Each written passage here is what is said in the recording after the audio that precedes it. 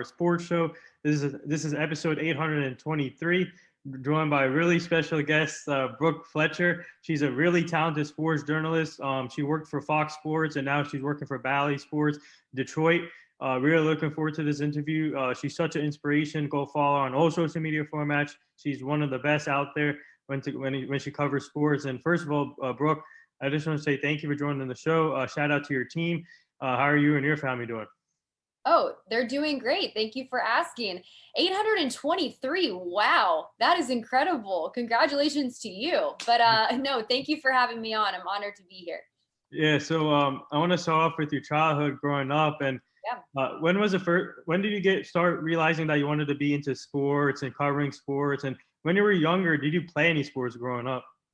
So to answer, yes, I did play sports growing up. I was a gymnast for about 10 years. I played tennis. And then once I decided I didn't want to spend 4 hours in a gym for gymnastics, I transferred over to cheerleading and then did competitive cheerleading. But I grew up around sports my whole life. My dad played Major League Baseball for 15 years. My brother played.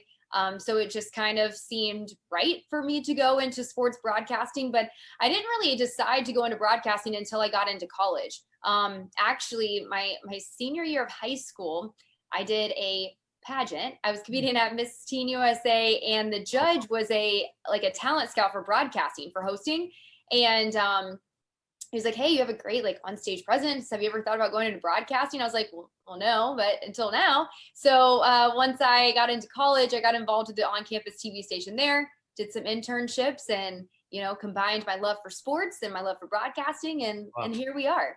Yeah, if you don't mind me asking, who's your father and your brother who played in the majors? So my dad, his name is Scott Fletcher. He spent 15 years in the bigs. He spent most of his time with the White Sox and the Rangers, and he actually finished his career here in Detroit. Oh wow! Yeah, and my brother is Brian Fletcher. He got all the way up to AAA.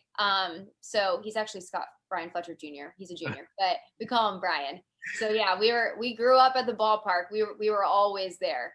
Wow. But it's fun though. It's just like a way of life for us, Yeah. So for you, did you have any role models growing up in the sports industry? Do you look up to any reporters, like women reporters? Well, of course, everybody loves Erin Andrews, right? She's a trailblazer. She's, she was everybody loved her growing up, especially people my age. I actually had a chance to interview her when I was in college, when College Game Day came, and I was so nervous. I was like, holy crap, I'm a huge fan of yours.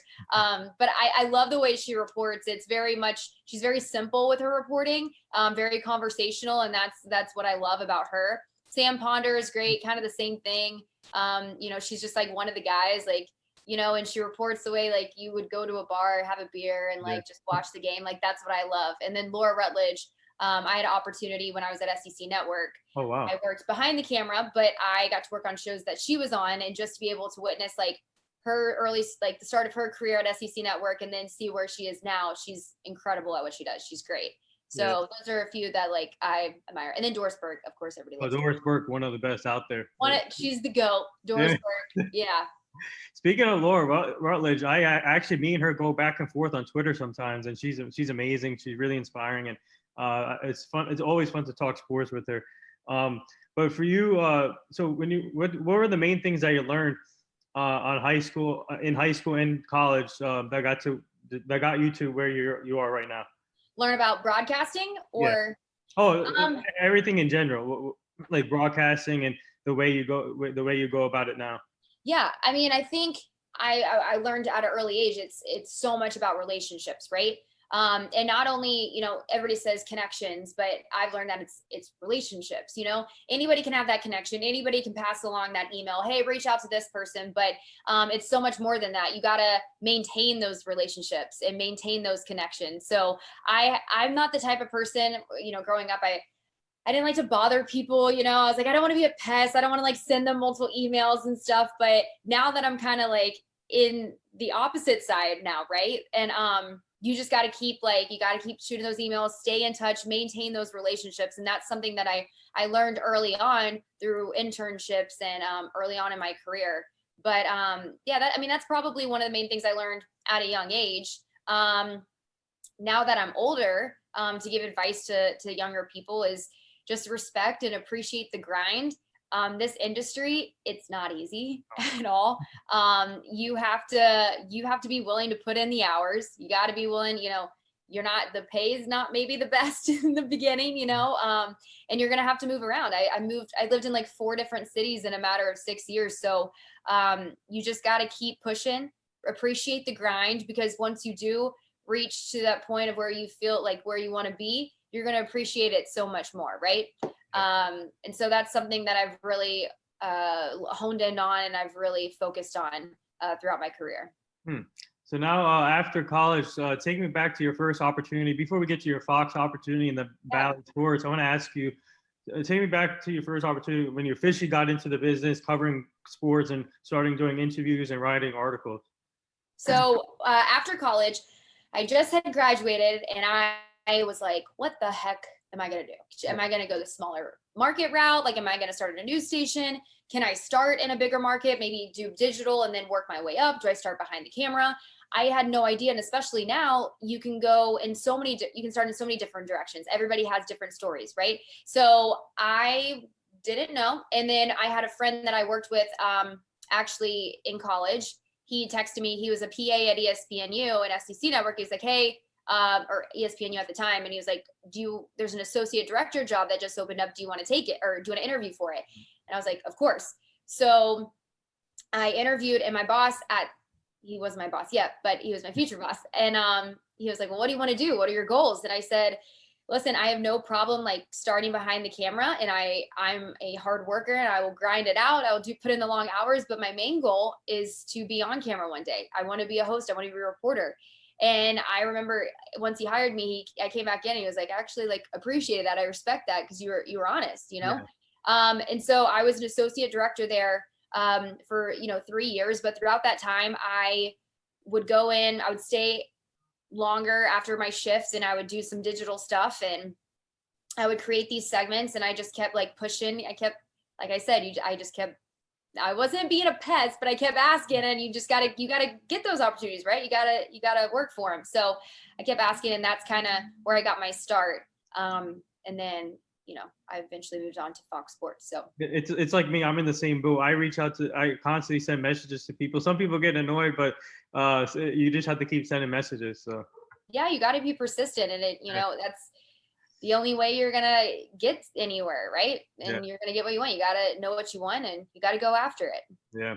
So I want to get to your Fox opportunity. How did that come about, and what was the experience like working for Fox? Obviously, it's a big network, and how grateful are you that they gave you the opportunity to start your career? So grateful, and it's so much about finding those people that believe in you and see your potential. And I had moved to New York, and I was doing some freelance work there after ESPNU and SEC Network. And New York, if anybody has lived in a big city like that, or LA, it humbles you real quick. Mm-hmm. But I'm thankful for that, and because it makes you appreciate these opportunities, like at Fox Sports Detroit.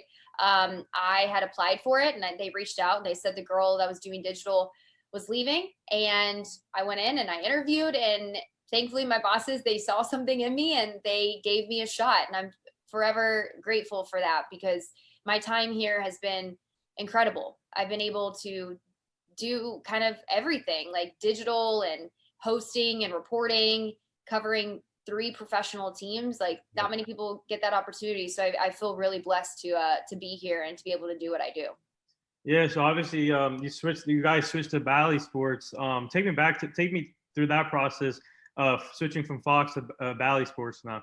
Yeah. You would think it would be like this big, like, ordeal, and everything would be changing and stuff. And no, I mean, everything was pretty much the same. I think the only thing that really changed was, our name and our emails, our email addresses, and, the graphics, obviously. But for the most part, it was a pretty easy transition. It was weird at first to say Bally Sports Detroit. A few times I caught myself wanting to say Fox Sports Detroit, but it's been a pretty easy transition, and it still is taking some getting used to, but it's been good.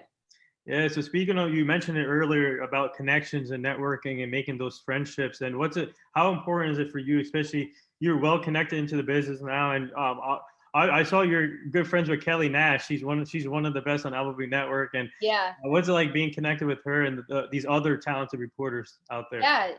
Kelly's like a mentor to me, honestly. I met her when I was in New York, and she's great. I think every woman reporter in this business will speak so highly of Kelly because she's such a genuinely great person and she's incredible at what she does. But this industry, it's hard. It's a male dominated industry. And so there's a lot of women, but not as many women as there are men, so it's competitive. So it's great to have that support system, and be friends with, create relationships and friendships with the other women because, everybody supports each other. Everybody lifts each other up. And this industry, it's tough. I mean, you got to really believe in yourself because you're going to have a lot of opinions thrown at you. A lot of, on social media, fans are going to say stuff. Sometimes they're not the nicest things, but you've got to really believe in yourself and surround yourself with people that lift you up. And that's why it's so great to have people like Kelly, and other women in the industry really supporting you Yeah, I'm a big advocate of women in sports, and I have a team of 6 people helping me out, and out of the 3 is females. And I love helping out females, and it's a good thing that we're seeing a different change here in the sports industry. And speaking of women in sports, what's it like seeing yourself? And obviously, you just met Kelly Nash and Erin Andrews, Laura Rutledge, and now we're seeing the first female ref that did the Super Bowl, Sarah Thomas, and then Sarah Fuller kicked the first field goal in the Power 5 conference game. And now you're seeing, hopefully, we get to see a first NBA women's head coach pretty soon here. So. Right. I mean, then the first woman GM too, Marlon. I mean, it's incredible, right? They're shattering the glass ceiling for women. And, we're so thankful to have women like that are trailblazers in the industry and prove that, hey, like women can do it too. I was told that as a woman in this industry, you have one strike against you already coming in because, people are going to say what they want to say. Who's this woman to say, tell me about football? She's never played football, so you have to really know what you're talking about. And you have to, establish that from the beginning to be like, hey, I'm here to do my job. I want to be taken seriously. I don't want to be treated any different. I just want to be on an equal level playing field with the guys, and I think we're starting to move past that. I never want to get a job because I am a woman. I want to get a job because I'm the right person for the job and I deserve the job. That's always been my mentality. So it's great that we're seeing it starting to move more in that direction. Yeah. So for you, obviously last year we went through a struggle with the pandemic, and I'm sure you guys had fun when before the pandemic you guys were able to cover games in the stadiums and have fans, and obviously last year we didn't get to see that with the shutdowns. But what have you learned as a reporter, journalist from last year till now, and finally seeing sports back and seeing fans back in the stadiums? Oh gosh, what have you learned? That I love fans in the stands. I've learned it. Yeah. Having fans in the stands, it really just elevates the game and just the atmosphere as a whole. I think players can say the same thing. It's not the same. And, you kind of take it. And I think COVID has taught anybody it has taught everybody this, just, be appreciative of the things that you have, because once it's gone, it's like you realize how much you love it. Right. So I'm really appreciative of, the opportunities that I'm given, being able to interact with the players in person, just those interviews. I've done a few in-person interviews. I did my first one, like 3 weeks ago, and it was so refreshing. It was so nice to be able to just have human interaction and feed off of them, not talking through, a computer screen, even though this is great. This is great us communicating, but it is nice to have that human interaction, and then just to have fans back in the stands, like actual reactions to the game. It's so great. So good to see. Yeah, I think I shared one of your interviews, and so obviously you covered Detroit sports, and obviously you covered Detroit Tigers, and they're a young upcoming team, and they're still they're struggling, but I think they're on the bright side of the future. What do you like about covering this Tigers team and getting to know these young prospects they have right now in the minor leagues, and it's interviewing them, getting to know their personalities? Yeah, that's what's been fun about my job, because I'm growing as a reporter as well, and I'm kind of growing with this team. Especially I'll be here 3 years in July, and so a lot of these younger guys, Casey Mize, Tarek Skubal, just to name a few, Matt Manning, he's about to make his debut. but it's just like you've seen these guys progress over time, and these are like the future of this organization. So it's been great to kind of develop this relationship with these guys over time, and to see them finally get to the show, and make their debut. It's been really cool to see. So I feel like very connected, and very proud of these guys throughout this time. Yeah, because they're a young team. Yeah. The Tigers are. And what have you seen from, obviously, AJ Hinch as a manager? What have you seen from him? Does Detroit, what impact has he made so far with the team? Just that, just his coaching style. I think we know what this guy has been able to do. We saw it in Houston. He's a great manager. And I think, the players just respect him, the way he goes about it. And, you got to earn those spots. He's not just going to hand these spots out to you. He's going to make sure that you're ready. He's not going to put you out there if you're not ready. And he, is going to make sure you're the right person for the job. So I think things are trending in the right direction. I think he's earned the players' respect too. So, and that's so important. You want to have your players respect, the respect to them. And so I think he's doing the right thing. I think it's going in the right direction. Yeah. So what do you like about the future of Detroit sports? Obviously you have the Detroit Pistons, Detroit Lions, Detroit Red Wings, all young teams up and coming, and Detroit hasn't won in a while. So, but what do you like about the future of Detroit sports? I think the future is bright. I think we're due, right? I think Detroit is due for a championship in some sport. No, I think these new hires, I think the Pistons, they're not playing around, bringing in Troy Weaver. Dwayne Casey is coming back. We got all these young guys, Sadiq Bey, Isaiah Stewart. They're getting a lot of talk. A lot of people are talking about them. So I'm excited. I think, you got it when you're rebuilding, you got to make sure you're doing it the right way. And I think the Pistons definitely are. The Red Wings, they might take a little bit more time, but they're trending in the right direction. Everybody loves Yzerman. Everybody loves him here. So I think we're doing it right. If Detroit fans, I think we're patient. I think we are. So just be a little bit more patient. But I think I see the light at the end of the tunnel. I really do. Yeah. Were you surprised when the Detroit Lions traded Stafford for Goff? Surprised? No. I think I kind of had a feeling it was Stafford was going to go somewhere else. I think he put his heart into the city, into this team. He did what he could. And, I think all the fans appreciate him and his family and what they've done for us. And I think people wish him well and want him to do well. So maybe the Rams was a little bit of a surprise, but Stafford leaving wasn't. I don't think it was a surprise to me. So I want to talk about your show. You have a show called The Third Half, and how did this come about? And you do a great job with that. And I watched a few episodes. And how often do you record, and how often do you reach out to people? Well, it came about last year. COVID hit, and so obviously games, everything shut down. And the digital department, we were like, well, what the heck what are we going to do for a year? Like, we don't know when sports are coming back. What are we going to do? But we got to keep working. We got to keep producing content. So one of the shows that we came up with was The Third Half, and entertainment has always been something that I've been interested in doing, entertainment hosting. So we kind of combined the two, not really focusing on what I would focus on as a reporter for the game, but kind of off the field, off the court kind of stuff, and also highlighting local stories here in Detroit. So, whether it's college or high school, we just kind of wanted to share their stories. So that's what kind of came about with The Third Half. And so we shoot every single week. We'll shoot interviews. I reach out, or my producer, Alex Asaf, reaches out to people. And we'll just kind of decide on who we want to talk to, what the content's going to be. It's not to the caliber of what we want it to be right now, because we are still doing stuff from home. But we're starting to slowly get there. We want to have our own studio. We want to be able to bring people in. So we want to elevate it, but obviously that takes time, and we're doing what we can, but it's been fun. It's been great. So what advice would you give to these young kids? Or obviously you give them advice always, but what advice would you give to the young kids or up and coming reporters out there? Well, gosh, there's a lot. Like I said before, just, respect the grind.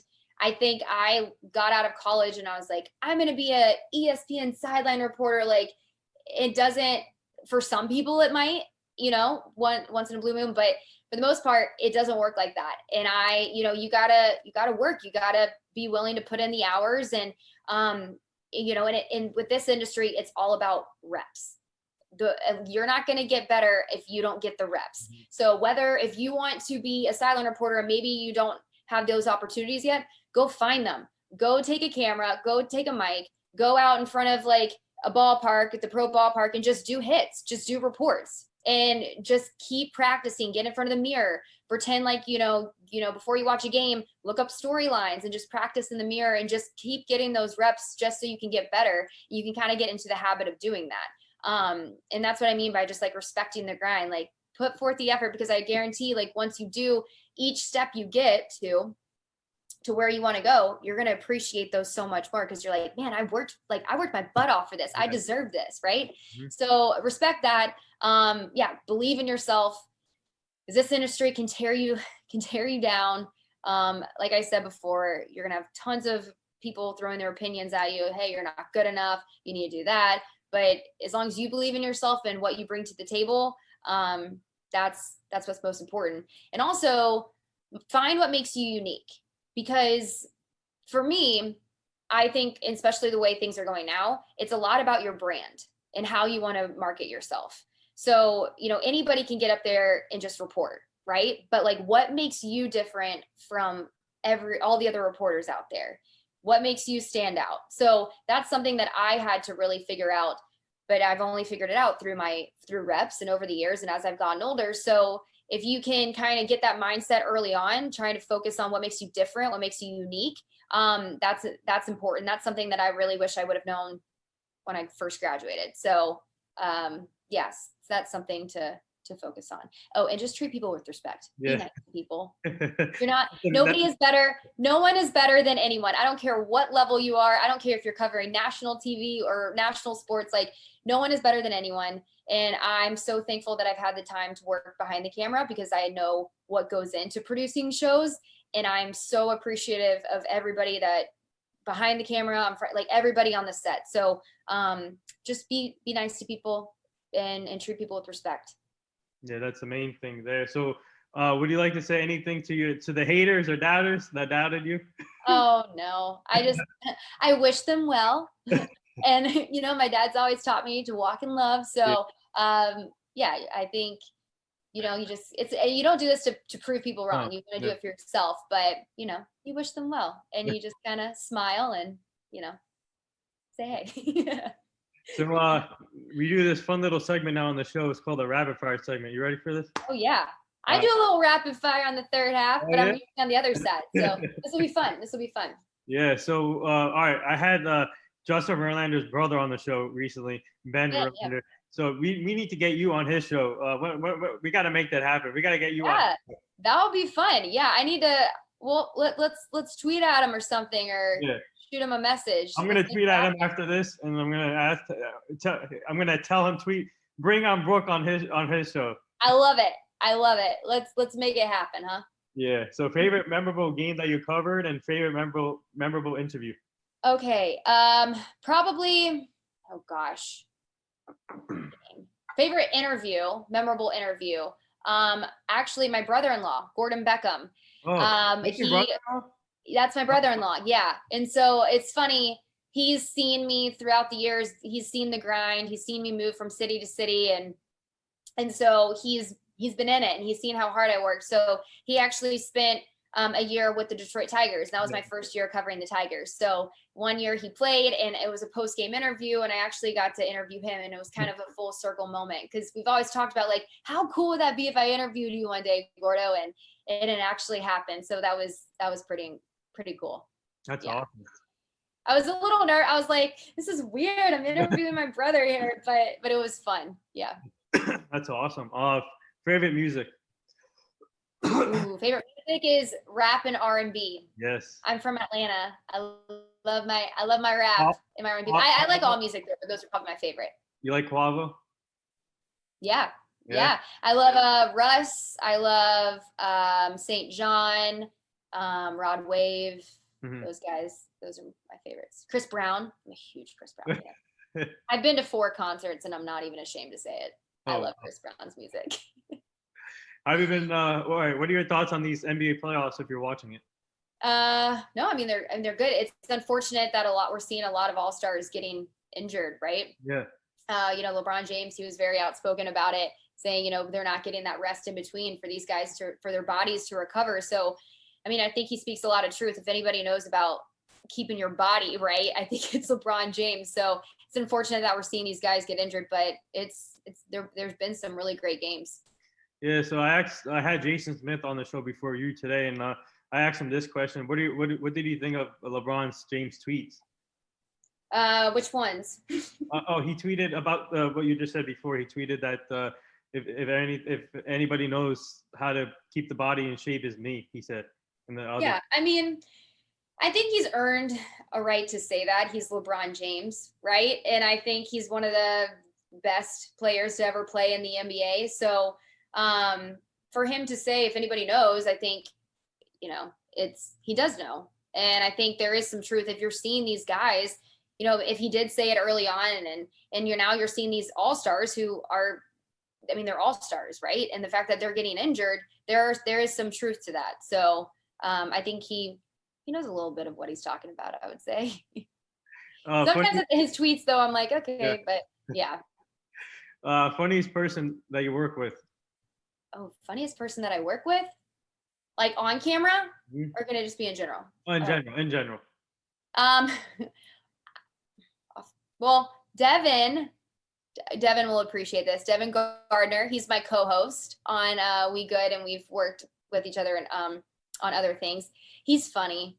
I know I'm like his ego right now. I know his head is just getting like this with me saying that, but he is funny. I'll give him that. And we have a lot of fun working together. So I would say Devon. I call him Devon. What do you think Jared Goff will bring to Detroit? I mean, I think he'll do well. I hope he does well. I mean, he's obviously a different style quarterback than Stafford, but no, I mean, I think if he has the right weapons around him, I think he'll do well. And I think he definitely has a lot more help up front, which is huge. The Lions definitely need that, but he needs some good receivers, obviously, some help in the backfield. So yeah, we'll see. I don't know. It's TBD. There's a lot of moving parts with this Lions team. New coach, new front office. So we'll have to see. All right. Do you have any like funny blooper reels? Funny blooper reels. Oh gosh. I mean, there are some. They call them like Brooke moments because sometimes I'll mispronounce. Like I get it from my mom. I like mispronounce like sayings or things like that. And my producer Alex Asaf, she works with me every day, and she's like, "You mean this?" And I'm like, "Oh yeah, that's what I meant." So there's probably a lot of those if you go back and watch some of my digital segments. But now I just own it. I'm like, hey, this is me. I can't. That's just who I am, right? And then I do a lot of like I can do some accents. So that's my other thing. But yeah, there's a lot of blooper moments. Oh wow. Favorite, what kind of accents? I like to do a Boston accent. You just walk like this. Go to the park. Go to the ballpark. Oh wow. Yeah, it's not great. I didn't say it was great, but I can do one. And then you can do a little British accent. Talk like this. Oh, yeah. Wow. I try. That's amazing. No, it's not amazing. It's pretty bad, but you know what? I do it anyway, so it's fun. What do you when you're not working? What do you like to do?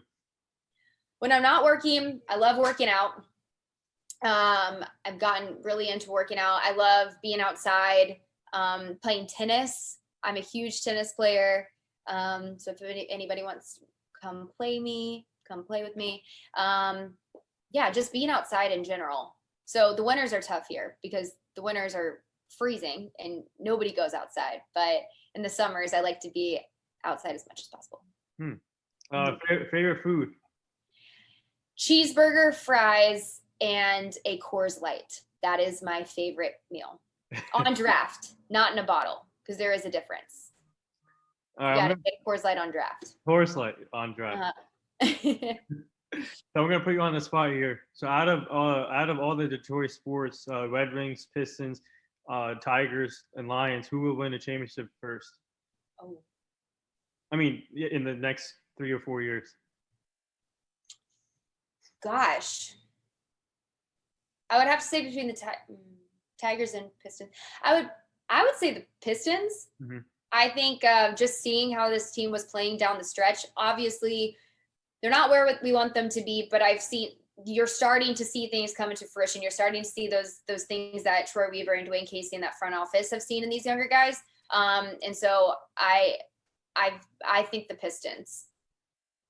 I think they'll be competitive next year. No, I'm not saying they'll win the championship, but I think they'll be more competitive than they were this year for sure. They brought in a new assistant coaches. I heard. I think Jerome Allen from Boston. He's coming in, and that's a great hire for them as assistant coach.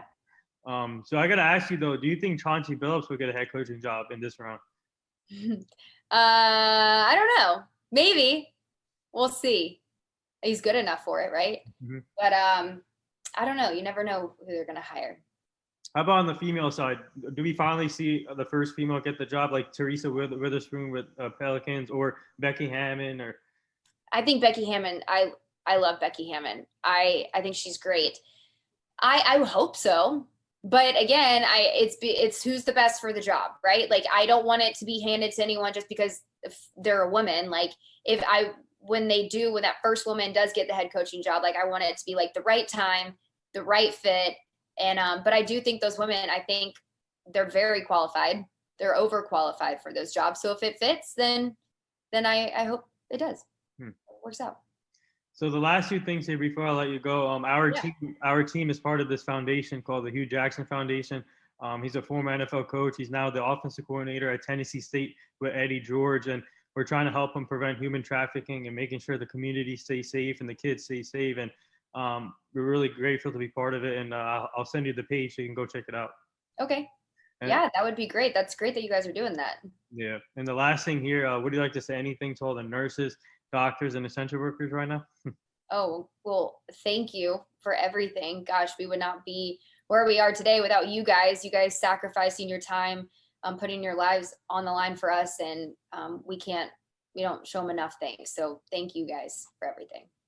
Well said. And there it is. That wraps up episode 823 with the talented sports journalist, Brooke Fletcher, from former Fox Sports, now Bally sports reporter. Go follow her on all social media formats. Thank you again for joining the show. It's truly an honor. You're such an inspiration. Keep up the great work. We would like to have you back as a returning guest so you can meet the full team. Yeah, for sure. Well, thank you so much for having me on. Anytime.